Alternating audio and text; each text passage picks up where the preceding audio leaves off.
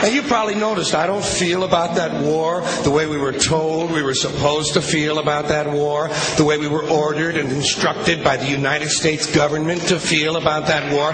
You see, I tell you, my mind doesn't work that way. I got this real moron thing I do. It's called thinking. And I'm not a very good American because I like to form my own opinions. I don't just roll over when I'm told to. Sad to say, most Americans just roll over on command. Not me. I have certain rules I live by. My first rule, I don't believe anything the government tells me. Nothing. Zero. Nope.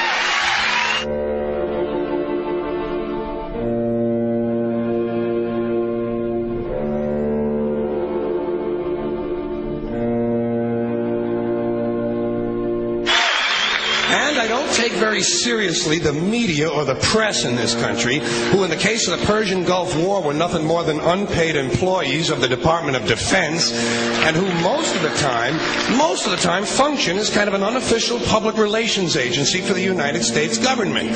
So I don't listen to them. I don't really believe in my country. And I got to tell you folks, I don't get all choked up about yellow ribbons and American flags. Now, to balance the scale, I'd like to talk about some things that bring us together. Things that point out our similarities instead of our differences. Because that's all you ever hear about in this country is our differences. That's all the media and the politicians are ever talking about, the things that separate us, things that make us different from one another. That's the way the ruling class operates in any society. They try to divide the rest of the people. They keep the lower and the middle classes fighting with each other so that they, the rich, can run off with all the fucking money. Fairly simple thing happens to work. You know, anything different, that's what they're going to talk about. Race, religion, ethnic and national background, jobs, income, education, social status, sexuality, anything you can do, keep us fighting with each other so that they can keep going to the bank. You know how I describe the economic and social classes in this country? The upper class keeps all of the money, pays none of the taxes. The middle class pays all of the taxes, does all of the work. The poor are there just to scare the shit out of the middle class. Keep them showing up at those jobs.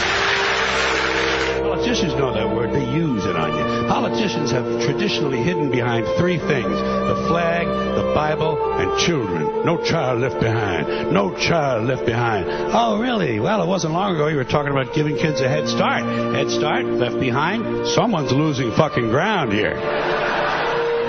But there's a reason. There's a reason. There's a reason for this. There's a reason education sucks, and it's the same reason that it will never, ever, ever be fixed. It's never going to get any better. Don't look for it. Be happy with what you got. Because the owners of this country don't want that. I'm talking about the real owners now. The big, the wealthy, the real owners, the big wealthy business interests that control things and make all the important decisions. Forget the politicians. They're irrelevant. The politicians are put there to give you the idea that you have freedom of choice. You don't.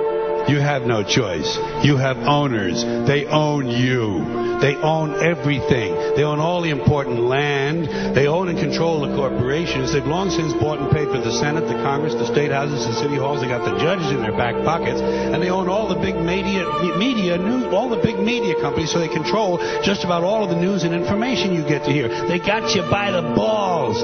They spend billions of dollars every year lobbying to get what they want. Well, we know what they want. They want more for themselves and less for everybody else. But I'll tell you what they don't want. They don't want a population of citizens capable of critical thinking. They don't want well-informed, well-educated people capable of critical thinking. They're not interested in that. That doesn't help them. That's against their interest. That's right. You know something? They don't want people who are smart enough to sit around the kitchen table and figure out how badly they're getting fucked by a system that threw them overboard 30 fucking years ago. They don't want that. You know what they want? They want obedient workers. Obedient workers. People who are just smart enough to run the machines and do the paperwork, and just dumb enough to passively accept all these increasingly shittier jobs with the lower pay, the longer hours, the reduced benefits, the end of overtime, and the vanishing pension that disappears the minute you go to collect it. And now they're coming for your Social Security money. They want your fucking retirement money. They want it back so they can give it to their criminal friends on Wall Street. And you know something? They'll get it. They'll get it all from you sooner or later because they own this fucking place. It's a big club, and you ain't in it. You and I are not in the big club.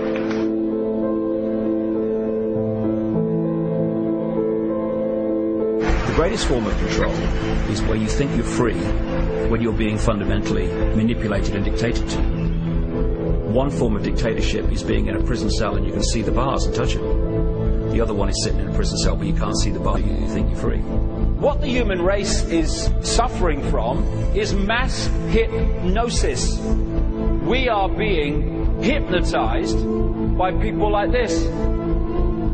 Newsreaders, politicians, teachers, lecturers. We are in a country and in a world that is being run by unbelievably sick people. The chasm between what we're told is going on and what is really going on is absolutely enormous. The greatest hypnotist on planet Earth is a oblong box in the corner of the room. It is constantly telling us what to believe is real.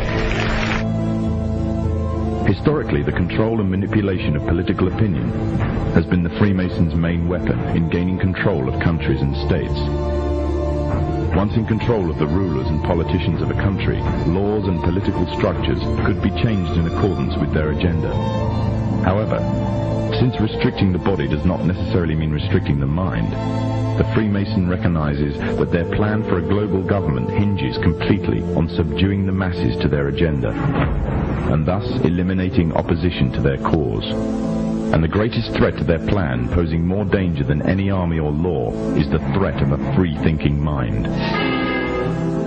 In order to eliminate this threat and to achieve their objective, the Masons have set about the boldest plan ever devised: the complete control of every aspect of human life, your life.